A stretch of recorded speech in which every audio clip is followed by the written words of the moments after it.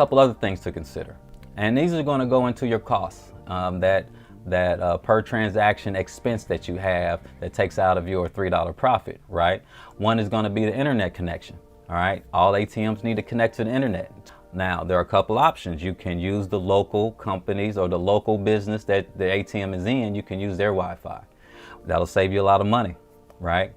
There's also, it can be Wi-Fi or wired. So if they have a wired system, it's going to run a lot smoother wired, but it can also connect Wi-Fi, right? You can rent them from your processor, all right? So we'll talk about the processor. The processor and the distributor, etc., is the person not only that you get your ATMs from, you can get your ATMs from, you can also get your internet service from, okay? So you want to keep that in mind. And I say rent because they'll charge you $20 a month or something like that for the internet service. And then keep in mind, you can self-purchase your own router and internet service. You don't have to go through a processor. You don't have to use the local company or the location of the ATM. You can buy a router, stick it in the back of the ATM and purchase your own internet service for the ATM. Refilling the machines. This business is often local for starters because you have to drive and refill the machines. Gas is extremely high right now. And so you're going to keep in mind how often and keep in mind your routes. Hiring runners and vaulters. So refilling the machines, once you get to your second or third or fourth or fifth machine, once you get further out of the area, if you're doing this part-time and doing something else full-time, you might have to hire some people to refill the money in the machines. There's also what they call vaulters, which are separate companies or separate individuals. Not only will they refill the machines, but oftentimes vaulters will front you the money for a cost.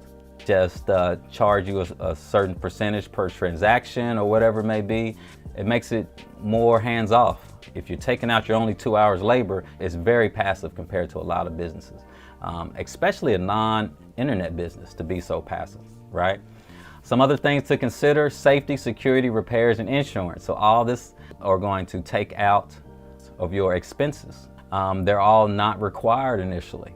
Okay, we'll get into how much they cost and what the requirements are, but you want to think about safety.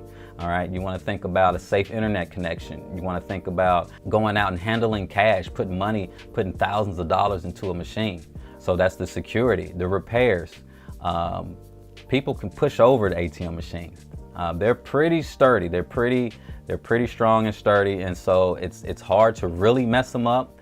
That's why insurance might not be something you get right off the bat, but they can get messed up. You see a lot of out of order signs on ATM machines, and someone has to come fix it. So that's either expense that you pay for the repair, or you have some type of insurance or repair service, or even the processor we talked about before.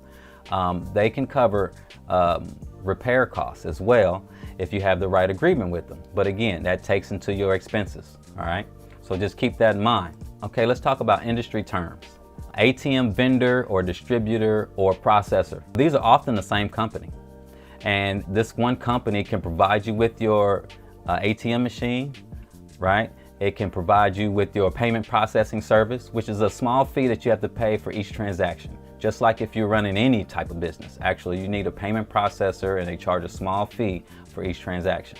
All right, so you can get your ATM, your payment processor, and like I said, the internet service, okay? You can get them from one company and you pay them a small fee per transaction plus monthly or something like that. It'll cut into your costs, but right now just remember these terms. These are things that you want to Google, that you want to research. If you hear them, you'll understand what they're talking about. Again, they install the machine, program it with the software, and provide internet service, okay? You can do a little cheaper when you do some of these on your own, but it's a little easier when you go through a vendor or distributor or ATM processor. This will help you cut some corners, but again, you can do these yourself. Vendors, distributors, and processors, the key here is to understand the industry terms so that you can do some searching, so that you can do some research. You're going to need their help and their assistance to get started, but you don't want to get taken advantage of. You don't want to pay for more than what you need. So you need to understand the terms. You know, EVM or EMV, I'm sorry, stands for EuroPay, MasterCard, and Visa. And this is just a transaction standard, and these are the three companies that put this transaction standard together. But again, these are requirements for all ATMs now. And the American Disabilities Act, that's the ADA.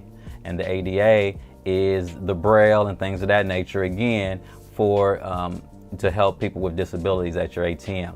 Again, these are requirements. And older ATMs may not have these, so you want to double check that.